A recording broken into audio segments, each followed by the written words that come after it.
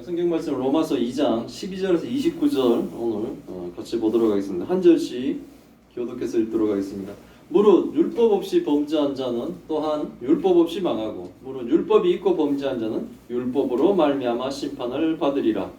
하나님 앞에서는 율법을 듣는 자가 의인이 아니요 오직 율법을 행하는 자라야 의롭다 하심을 얻으리니 율법 없는 이방인이 본성으로 율법의 일을 행할 때에는 이 사람은 율법이 없어도 자기가 자기에게 율법이 되나니 이런 이들은 그 양심이 증거가 되어 그 생각들이 서로 혹은 고발하며 혹은 변명하여 그 마음에 새긴 율법의 행위를 나타내느니라. 곧 나의 복음에 이른 바와 같이 하나님이 예수 그리스도로 말미암아 사람들의 은밀한 것을 심판하시는 그날이라. 유대인이라 불리는 내가 율법을 의지하며 하나님을 자랑하며 율법의 교훈을 받아 하나님의 뜻을 알고 지극히 선한 것을 분간하며 맹인의 길을 인도하는 자여 어둠에 있는 자의 빛이여 율법에 있는 지식과 진리의 모범을 가진 자로서 어리석은 자의 교사요 어린아이의 선생이라고 스스로 믿으니 그러면 다른 사람을 가르치는 내가 내 자신은 가르치지 아니하느냐 도둑질하지 말라 선포하는 내가 도둑질하느냐 간음하지 말라 말하는 네가 간음하느냐 우상을 가증히 여기는 네가 신전 물건을 도둑질하느냐 율법을 자랑하는 내가 율법을 범함으로 하나님을 욕되게 하느냐 기록된 바와 같이 하나님의 이름이 너희 때문에 이방인 중에서 모독을 받는도다. 내가 율법을 행하면 할례가 유익하나 만일 율법을 범하면 내 할례는 무할례가 되느니라. 그런즉 무할례자가 율법의 규례를 지키면 그 무할례를 할례와 같이 여길 것이 아니냐. 또한 본래 무할례자가 율법을 온전히 지키면 율법 조문과 할례를 가지고 율법을 범하는 너를 정죄하지 아니하겠느냐. 무릇 표면적 유대인이 유대인이 아니요 표면적 육신의 할례가 아니니라. 오직 이면적 유대인이 유대인이며 할례는 마음에 할지니 영에 있고 율법 조문에 있지 아니한 것이라. 그 칭찬이 사람에게서가 아니요 다만 하나님에게서니라. 아멘. 예, 오늘의 말씀은 제목을 마음의 할례라고 이렇게 정해봤습니다. 로마서의 1장 18절부터 해서 3장 20절까지 이제 계속되는 말씀은 그 죄와 불의 그리고 그 죄에 대한 심판에 대한 내용입니다. 그러니까 죄가 어떻다, 그리고 불의한 것은 어떻다, 그리고 그 죄의 심판은 1장에서 나온 사형입니다. 심판이죠. 오늘의 본문은 그 심판이 어느 누구에게도 예외가 될 수 없다라는 내용으로 이제 출발하게 되는 거예요. 무릇 율법이 없이 범죄하는 자는 율법이 없이 범죄하는 자가 누구냐면 이방인들입니다. 이방인들은 율법이 없죠. 하나님이 유대인들에게만 율법을 가르쳐 주셨으니까 이방인들은 율법을 모릅니다. 그런데 이 율법이 없어도 그 사람들은 왜 망하느냐면 율법을 어겼기 때문에 망합니다. 로마서 1장 19절의 말씀이 계속 근거가 되는데 율법이 없어도 하나님을 알만한 것을 그들에게 이렇게 속에 보이셨으므로 그들이 더 이상 뭡니까? 핑계할 수 없다라고 말씀을 하셨죠. 그리고 율법이 있는데 율법을 어기는, 그럼 율법이 없는 사람들은 뭡니까? 율법이 없어서 망하고 율법을 안 지켜서 망한다는 거예요. 결국 그 사람들도. 그리고 또 율법을 가지고 있는 지금 직접적으로 이 로마서를 읽고 있는 유대인 출신의 기독교인들, 그들에게 지금 경고합니다. 무릇 율법이 있고 범죄한 자는 율법으로 말미암아 심판하는 거예요. 율법이 있는데도 불구하고 그 율법을 어긴 사람은 그 율법을 가지고 심판을 하신다는 거죠. 그래서 결국은 뭡니까? 율법을 알든 모르든 율법을 어기면 심판을 받는다는 거예요. 하나님을 알든지 모르든지 예수님을 알든지 모르든지 결국은 뭡니까? 예수를 믿지 않으면 그 행위대로 판단하는데 그때 기준이 율법이 되는데 어기면 죄예요. 착한 일을 했다가 그 했는 죄가 사라지는 것이 아니고 죄는 죄로 남습니다. 이 죄는 심판받아야 되는데 그 심판은 사형이라는 거예요. 지옥을 간다는 겁니다. 예수 그리스도가 없으면 결국은 모든 사람은 이 율법 앞에 잣대를 율법을 잣대로 그 사람들의 죄와 죄가 없음을 판단하는데, 해당 안 될 수가 없죠. 우리가 지금까지 거를 다 없는 걸로 간주해도 지금부터 시작을 해도 거기에 해당 안 될 수가 없습니다. 누구도 예외가 사실 나올 수가 없어요. 그래서 또 얘기하면 결국 의인이 하나님 앞에 나갈 수 있는데 그것은 이 율법을 듣기만 하는 자가 아니고 결국 율법을 지켜 행하는 자가 가능하다는 거예요. 이스라엘 백성들이 오랫동안 율법을 들었죠. 모세가 시내산에서 율법을 받아 이 기록된 하나님의 말씀이 계속 후대로 뭡니까 전달이 됐죠. 기적같이 그 수천 년 동안에 어떻게 그 내용이 하나도 달라지지 않고 전해졌을까? 그래서 후대 학자들이 중에는 뭡니까 하나님을 믿지 않는 사람들은 가짜다, 만들어졌다 중간에 막 익혔는데 사본들이 막 발견됐죠. 그래서 결국 뭡니까 이게 우리는 원본을 중요시 여기죠. 근데 원본보다는 그 내용이 중요하니까 원본이 자꾸 헤어지고 이러면 사본을 만들어서 원본을 폐기시켜 버리는 거예요. 근데 그 폐기시켰던 것들이 막 이렇게 발견이 됐습니다. 그래서 보니까 똑같은 거예요. 1000년이 지나든 2000년이 지나든. 그래서 우리에게 이것이 오게 됐습니다. 근데 그 율법을 이게 가지고 온 오랫동안 이렇게 들었던 것으로 구원을 받을 수가 있는 게 아니라는 거예요. 교회만 나온다고 구원을 받는 게 아니라는 거예요. 예수님을 알기만 한다고 구원을 받는 게 아니라는 거예요. 크리스마스를 안다고 예수님이 크리스마스 날 태어났는 걸 기념한다고 구원을 받는 것이 아니라는 거예요. 예수를 믿어야죠, 우리는. 그래서 근데 율법을 이렇게 막 이렇게 쭉 받아왔는 유대인들이 율법을 어긴다면 그 율법을 그냥 알고 있는 것으로는 구원을 못 받는데 비록 유대인이 아닌 이방인이라도 그 사람이 만약에 율법을 다 지킨다면 이게 뭐 현실적으로는 불가능하지만 어쨌든 가정을 할 때 이방인이지만 그 사람이 율법을 다 지킨다면 그 사람은 뭡니까? 의인이라는 거예요. 그래서 심판받지 않는다는 거예요. 그러나 이 율법을 다 지킨다는 것 자체가 불가능하죠. 그게 바로 문제라는 거예요. 율법이 없는 이방인이 본성으로 율법의 일을 행할 때는 이 사람은 율법이 없어도 자기가 자기에게 율법이 된다라고 얘기해요. 본성으로. 양심이에요, 양심.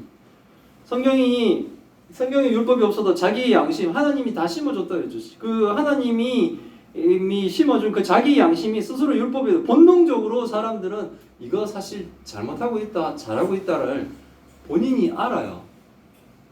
지금 교도소에 들어가 있는 많은 분들 중에 뭐 억울한 분들은 제외하더라도 본인이 자기가 저지른 죄 이거 하면 잘못이다. 그거는 뭡니까? 판사가 판단하기 전에 본인이 벌써 알죠. 그러니까 숨어서 하겠죠. 그래서 은밀하게 하겠죠. 그래서 어두운 곳에서 하는 일은 다 뭐 죄일 겁니다. 스스로가 안다는 거예요. 이게 본능적으로 무엇이 죄인 줄 알면서 사람들에게 하나님은 뭡니까? 그 양심이라는 걸 줘서 사람들이 양심을 지켜서 그나마 짐승처럼 살지 않고 좀 살아가게끔 하셨어요. 그러므로 그 양심을 주셨는데 양심에 꺼리끼는 일을 했다? 그건 죄라는 거예요, 벌써. 그러니까 못 넘어가죠. 아무도 죄를 안 짓고는 이제 못 넘어가. 그러면 뭡니까? 모두가 그 심판에 하나님의 심판에 자유로울 수가 없다는 거예요. 이런 일은 하나님이 일반인에게 주신 이 양심이 증거가 되고 또 죄를 지으려고 할 때 끌리끼도록 해요. 뭐 이렇게 마음이 불편하죠. 사실 죄 짓는 걸 즐거워하는 사람이 있다면 그 사람은 진짜 죄니까 그 아주 그냥 태생적으로 그거 되겠지만 누구라도 끌리끼는 거예요. 그래서 뭡니까? 어두운 데서 하려고 그러고 남이 안 보는 데서 하려고 하는 이유가 그나마 양심이 있었어요.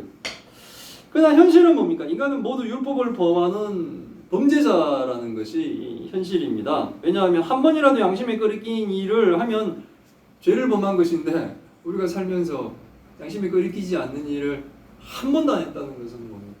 사실 거짓말이 되죠, 그 자체가. 그래서 인간은 율법이 있든 없든 양심이 있든 없든 결국은 뭡니까? 율법을 지키지 못하고 인간들은 모두가 뭡니까? 범죄자라는 거예요. 하나님 앞에서.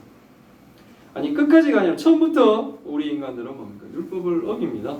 우리가 근엄한 척 겉으로 멀쩡한 것 같지만 사람들의 은밀한 것은 뭐 사람들이 보이지 않는 것 은밀하게 하는 이 모든 것도 결국 예수 그리스도로 말미암아 심판하시는 하나님은 우리 마음속에 품은 이 악한 것을 다 하시고 심판하시죠. 율법은 그래서 태어나면서부터 죽을 때까지 지켜야 되는 건데 사람들이 결국은 뭡니까? 자기가 아무리 선한 척해도 결국은 뭡니까? 자기를 중심으로 살아가는 사람들에게는 하나님이 정한 이 법, 하나님이 자기처럼 다른 일을 사랑하라는 것을 우리는 지킬 수가 없죠. 그래서 한 번이라도 어기면 뭡니까? 결국 심판을 받는데 그 심판은 사형이라는 겁니다. 결국 사람들은 율법을 100% 지키지 못한, 우리 중에 윤리적으로 보통 사람보다 우위에 있는 사람들이 정죄받는 이유도 한 번이라도 율법이나 양심을 어겼으면 똑같은 죄인이기 때문에 좀 더 양심적인 사람은 그 죄가 드러날 때 더 충격을 받고 아주 극단적인 일도 해버리는데 뭐 나쁜 놈이 보면은 와 저런 걸로 죽겠나 이런 생각을 하지만 그 양심의 가책을 더 느껴서 그런데 결국 그 사람도 뭡니까? 죄를 지은 거는 맞죠. 현실은 우리들보다 윤리적으로 우위에 있는 고매한 분이라도 해도 그분도 벌써 이미 수천 번, 수만 번 죄를 지었다는 겁니다. 그리고 노골적으로 행동으로 나타나지 않아도 숨은 곳에서의 죄를 하나님은 다 아시고 있어요. 그래서 사람들은 몰라도 내가 은밀하게 품는 생각부터 해서 이런 죄를 하나님은 다 아시기 때문에 우리는 그 하나님의 심판에서 한 명도 벗어날 수가 없습니다. 이런 상황이니 어떻게 우리가 뭡니까? 2장에서 출발해. 남을 판단하는 사람도 하나님이 뭡니까? 1장에 그 죄인들과 똑같이 너도 사형이다 라고 말씀하신 것처럼 우리가 그런 사람이니까 어떻게 남들 판단하면서 살겠습니까? 결국 아무도 하나님 앞에서는 범죄자에서 벗어날 수가 없다라는 것을 지금 바울은 설명하고 있어요. 그래서 사람들에게는 우리의 죄를 해결할 방법이 필요하고 우리의 죄를 해결하실 분이 필요한 거예요. 바로 그분이 바로 예수님. 이제 다음 주에 그 예수님 오심을 기념한 성탄절. 이게 왜 인류가 기뻐하고 모든 사람들이 기뻐하고 찬양해야 되는 일이냐면 헤어날 수 없는 이 하나님의 심판대에 서야 될 이 죄인을 해결할 수 있는 방법이 우리의 죄를 해결할 수 있는 유일한 방법이 바로 예수님. 그래서 예수님이 우리에게 반드시 필요한 거예요. 오직 예수 그리스도를 믿는 것만이 하나님의 심판에서 벗어날 수 있는 유일한 길이라는 거예요. 나는 예수가 없어도 그러니까 죄인들이 특징이 뭐냐면 내가 죄인이 아니라고 생각하니까 뭡니까? 자신의 죄를 알아야지 그 문제를 해결하실 분과 해결할 방법이 필요한데 더 뻔뻔해서 내가 뭔 죄를 졌다고 내가 뭐 사형이 그 정도 가지고 사형 받을까 뭐 이 정도 생각해 버리면 예수님이 필요가 없게 되는 거예요. 바울은 17절에서부터 로마 교회 유대인 교인들에게 직접적으로 얘기합니다. 이제는 뭐 본격적으로 이거 의견 중에 뭐 로마 교회에 있는 유대인들이 들으라고 얘기하는 것이 아니라 바로 그들에게 직접적으로 얘기해요. 이건 어찌 보면 지금 현대 교회에서 내가 예수 믿는 것, 내가 교회 다니는 것으로 자기의 구원을 장담하면서도 하나님의 성도로서 온전히 살지 못한 사람들에게 얘기하고 있는 것과 똑같은 거예요. 유대인이라 불리는 이가 율법을 의지하며 하나님을 잘 알고 이 율법의 교훈을 받아 하나님의 뜻을 알고 지극히 선한 것을 분간하며 맹인의 길을 인도하는 자여 어둠에 있는 자의 빛이요 율법이 있는 지식과 진리의 모범을 가진 자로서 어리석은 자의 교사여 어린아이의 선생이라 스스로 믿으니 지금 유대인들이 원래 세례를 받지 않는다 그랬죠. 그러니까 세례 요한이 왔을 때 세례 받는 게 기적 같은 일이라고 그런 거는 자신이 유대인이기 때문에 스스로 나는 벌써 의인이라고 늘 생각을 한다는 거예요. 왜? 율법을 지키니까 할례를 했으니까. 이런 사람들이 막 있는데 자신들이 율법 아래 있으면 자신은 나는 아브라함의 후손이기 때문에 하나님이 아브라함 후손은 하나님 나라에 복을 주신다고 했기 때문에 나는 벌써 하나님이 구원 안에 있다라고 안심을 하고 있는 사람들이죠. 그리고 뭐 안식일도 철저히 지키죠. 그리고 할례도 내가 뭐 태어난 지 8일 만에 받았고 기본적인 것을 지키고 있기 때문에 자신은 의인이라면서 구원받았다는 생각에 사로잡혀서 막 정죄하죠. 다른 이방인들을 아주 막 불결하게 여기고 뭐 사마리아인 같으면 뭡니까? 그 길로 안 가고 돌아갈 정도 수개를 돌아가더라도 내가 저런 인간들하고는 같이 같은 땅을 밟지 않겠다. 뭐 이런 생각들을 막 하죠. 그들은 또한 자신들을 맹인들을 인도하는 자요, 어둠에 있는 자의 빛, 내가 스스로 빛이지 저런 어두운 것들을 하고 나는 섞이지 않는다, 이런 생각들을 하는 거죠. 왜 이런 생각을 할까요? 율법을 통해 지식과 진리를 완전히 구해하는 자라고 스스로를 평가하는, 스스로를 너무 과대평가하고 있습니다. 본문 20절에 나온 모본이라는 것은 이게 완전한 구현이라는 뜻이에요. 그러니까 완전히 난 다 지켰다 이런 얘기를 하는데 그 자체가 벌써 거짓말인 거예요. 율법의 지식과 진리를 다 구현한 자들은 어리석은 자를 가르치는 교사예요. 사리분별을 못한 어린아이의 선생이다. 그러니까 나는 저들 수준보다 나는 월등히 뛰어나기 때문에 내가 교회 다니는 자로서 저 안 다니는 자들보다 월등히 뛰어난 사람이기 때문에 막 이렇게 자신을 높이며 사람들 뭡니까? 비난하죠. 그러나 유대인은 알면서도 안 지키니 더 하나님 앞에서 죄이다라고 바울은 얘기하고 있습니다. 이렇게 뭡니까? 어렸을 때부터 율법을 쫙 했는데 사실은 뭡니까? 안 지킨다는 거예요. 표면적으로 몇 가지 지킨 거. 자기의 의지도 없었죠. 사실 할례 받은 게 태어나자마자 8일 만에 받았으니까. 그런 거. 그 다음에 뭡니까? 안식일을 지키는 거. 뭐 11조를 내는 거. 뭐 이런 거 등등. 몇 가지를 하면서 나머지 삶에서 뭡니까? 율법적인 삶 살지 않으면서 이 몇 가지로 자신은 뭡니까? 되게 의롭다라고 생각하는 거예요. 교회에 이렇게 막 나와가지고 하나님 말씀 들을 때 어떨 때는 좋고 어떨 때는 나쁘고 막 이러면 몇 번 이렇게 끄떡거리고 아멘 하고 막 이런 걸로 대신에 삶은 저 사람 기독교인처럼 전혀 살지 않는데도 자신은 스스로 봅니까? 다 완성된 것처럼. 그리고 뭐 워낙 구원의 확신들을 막 제가 선교단체에 있을 때 거기서도 막 첫날 오면 거의 막 구원의 확신을 확 구원의 확신을 꼭 뭐 놓치면 큰일 나는 것처럼 막 가르쳐서 내가 진짜 구원받았는지 나의 점검의 시간도 없이 구원의 확신만을 너무 움켜잡아 버리니까 삶이 그렇지 않은데도 불구하고 고민할 그건 뭐 죄를 지으면서도 예수를 믿었기 때문에 난 구원받았다라는 것을 그것만 그게 믿는 건지 지식인지 판단도 못하면서 나는 구원을 받았다는 이 확신만을 너무 붙들고 살 수 있다는 거예요. 그걸 지금 경고하고 있는 겁니다. 그러면서 그러면 다른 사람을 가르치는 네가 네 자신을 가르치지 아니하느냐? 도둑질하지 말라 선포한 네가 도둑질하느냐? 이 유대인의 정확한 상태를 지금 지적한 거예요. 다른 일을 가르치면서도 그 지금 가르치는 것을 자기한테는 적용을 안 해요.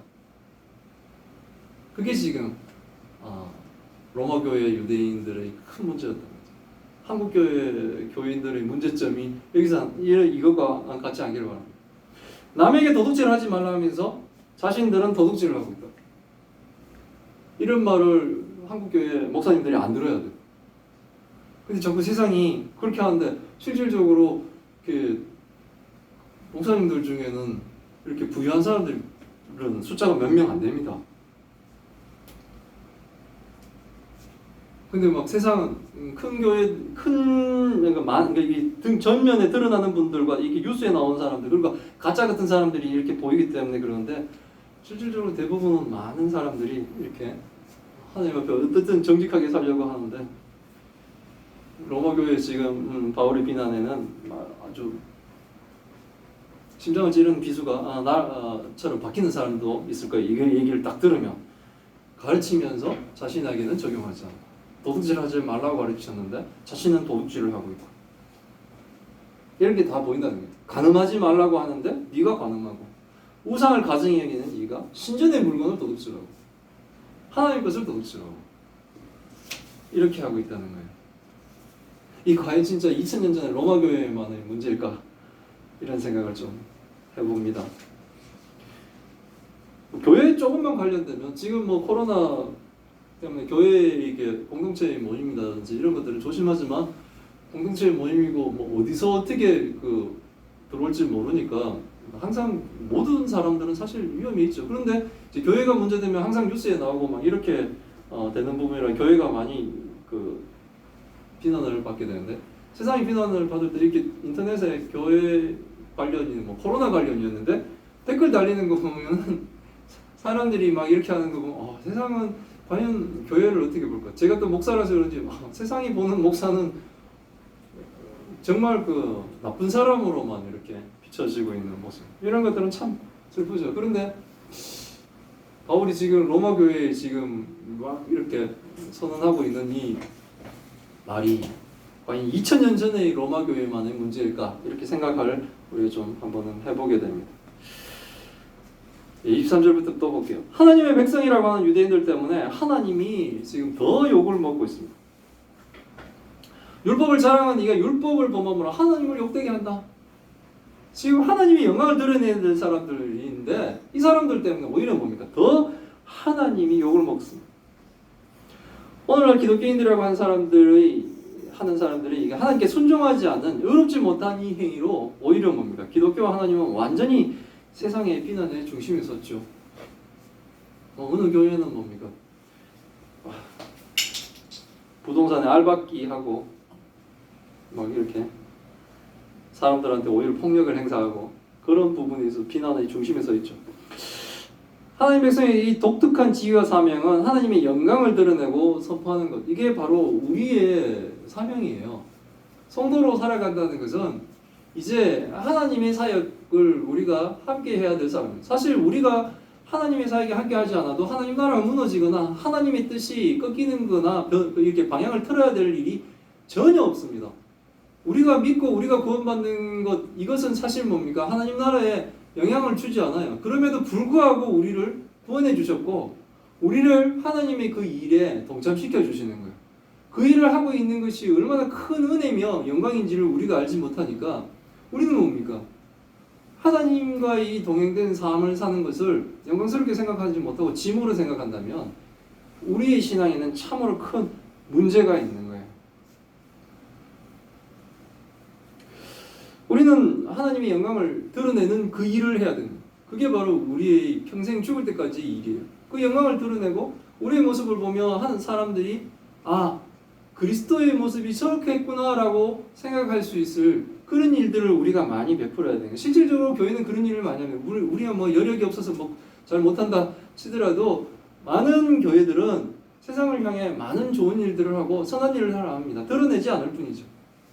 소문내지 않고 막 이렇게 할 뿐이지 많은 교회는 돕고 있습니다. 그 일들을 해요. 선한 영향을 끼쳐가고 있습니다. 그래서 한국의 그 암울한 그 역사의 성관에서도 항상 하나님을 믿는 사람들이 그 빛나는 역할들이 지금까지 온 거예요. 나라의 부강함에도 분명히 기독교 역사적인 부분으로 하나님의 은혜받은 자들의 그 역할들이 충분했었다는 거죠. 근데 하나님의 이 독특한 지혜와 사명을 하나님의 영광을 드러내고 이 선포해야 되는데 그렇게 하지 않는다는 거예요. 베드로전서 2장 9절의 말씀입니다. 한번 볼게요. 제가 한번 읽어요. 그러나 너희는 택하신 족속이요 왕같은 제사장이요 거룩한 나라요 그의 소유된 백성이니 이는 너희를 어두운 데서 불러내어 그의 기이한 빛에 들어가게 하신 이의 아름다운 덕을 선포하게 하려 하심이라. 하나님이 우리를 택하셨어요. 우리를 택하시고 우리를 왕같은 제사장으로 삼아주시고 하나님의 백성 삼아주시고 사실 우리를 죽도록 내버려둬도 상관없는 우리들인데도 불구하고 우리를 그 어둠에서 불러내셨죠.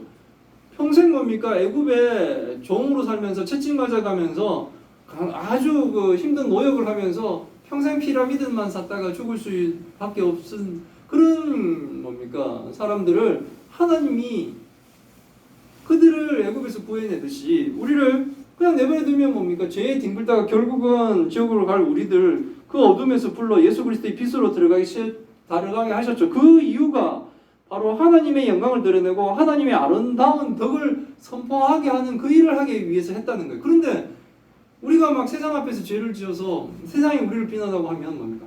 하나님이 오히려 욕을 먹게 된다는 거예요. 하나님을 어떻게 욕되게 하느냐라고 지금 바울은 로마 교회 성도들에게 얘기하는데 그 이야기는 지금 오늘날을 살아가고 있는 우리 성도들도 한 번은 심각하게 생각을 해봐야 되는 거예요. 완전히 세상의 비난 중심에 한국교회가 서 있는 상황. 교회는 더 이상 세상에 영향력을 발휘하지 못하고 세상의 사람들은 교회의 곁면에 더 이상 뭡니까? 귀를 기울이지 않으려고 하죠. 오히려 우리에게 너나 잘하라고 이 반대로 고면을 하죠. 유대인을 책망하는 이 하나님의 음성은 여전히 2000년 동안 살아서 지금 우리에게도 계속 경고하고 있다는 겁니다. 결국 율법을 지키지 않는 자에게는 하나님이 백성이라는 이 할례가 아무 의미가 없다는 거예요. 유대인들이 8일 만에 받은 그 할례 받은 걸 가지고 자신들이 나는 하나님의 성도다 백성이다 하고 떠드는데 그러면서 삶이 전혀 하나님의 성도와 백성의 모습으로 살지 않는다면 그 받아놓은 할례가 무슨 의미가 있느냐라고 지금 바울은 얘기하는 거예요. 네가 율법을 행하면 할례가 유익하나? 율법대로 잘 살다면 할례 받은 하나님의 백성으로 참 잘하는구나 라고 이렇게 하지만 만일 율법을 변하면 하나님의 뜻대로 살지 않는다면 교회 다니는 게 무슨 소용이 있습니까? 교회 다니면서 세상 사람들처럼 살면, 교회 다니면서 악한 짓 다 하면 무슨 소용이 있습니까? 그런즉 무할례자가 율법의 규례를 지키면 그 무할례를 할례와 같이, 근데 오히려 할례를 받지 않은 사람들이 하나님의 법대로 살고 있는 거예요. 그러면은 할례를 받지 않았지만 할례 받았다 안 받았다가 무슨 의미냐는 거예요. 할례 안 받아도 하나님 뜻대로 살면 그게 더 옳다는 거예요. 이게 교회 안 나오고 이런 얘기는 아닙니다. 하나님을 믿는다면 반드시 교회에 나오게 돼 있어요. 뭐 교회 안 나오면서 나는 하나님을 믿네, 그건 절대로 있을 수가 없습니다.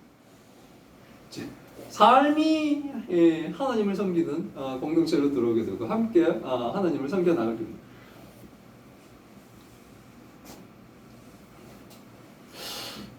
그리고 또한 본래 무할례자가 율법을 온전히 지키면 율법 조문과 할례를 가지고 율법을 권하는 너를 정죄하지 않겠느냐. 이게 참 슬픈 얘기죠. 할례라는 형식적인 행위를 하지 않더라도 온전히 율법을 지키면, 할례를 하고 율법을 지키지 않는 사람은 뭡니까?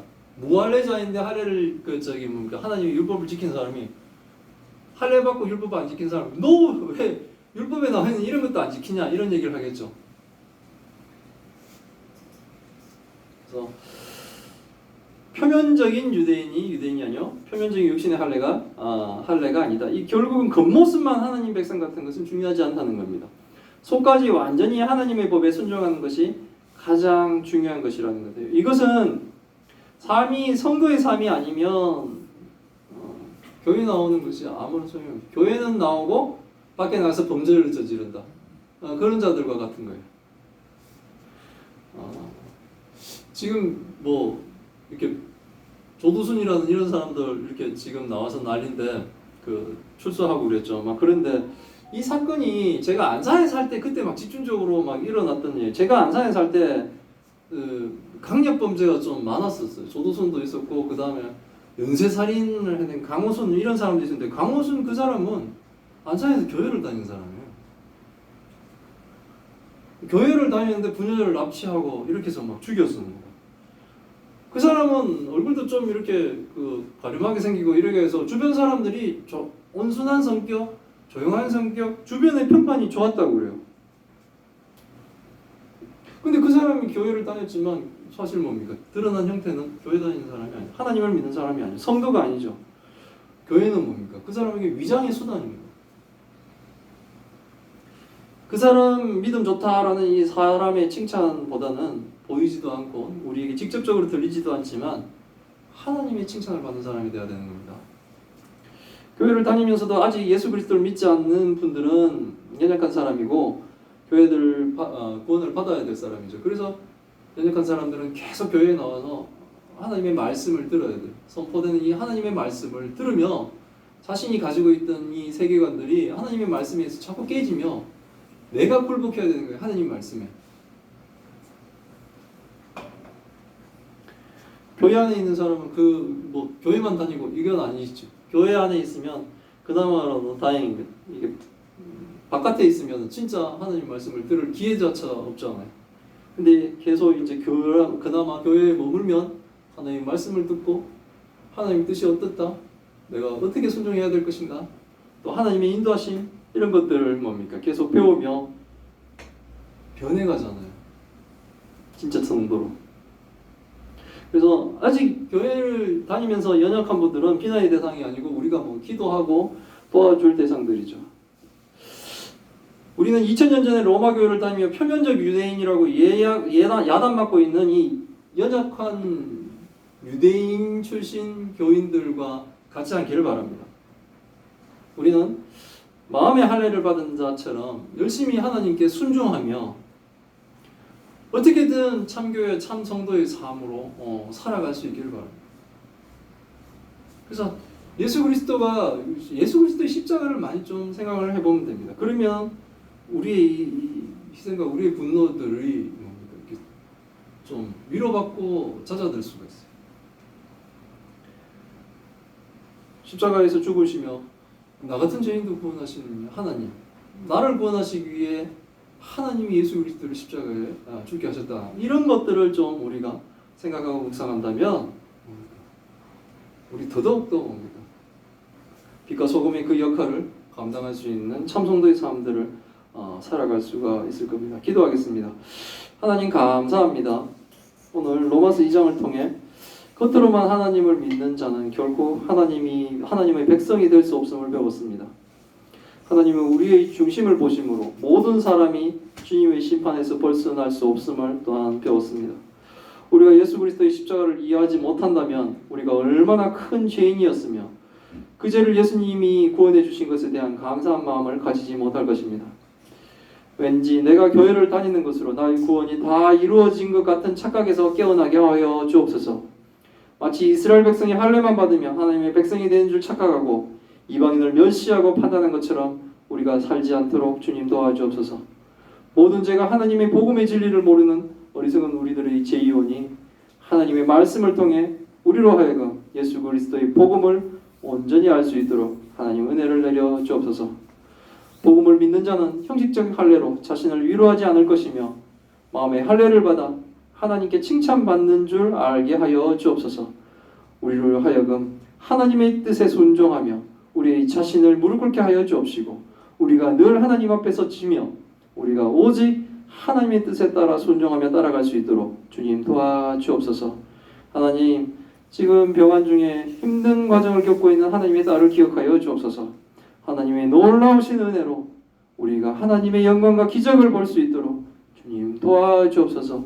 힘든 아버지와 당사자와 또한 가족을 위로하여 주옵시고 하나님을 바라보는 그 시선이 조금 더 흔들리지 않도록 주님 도와주옵소서. 이 모든 말씀 우리 주 예수 그리스도 이름으로 기도드리옵나이다. 아멘.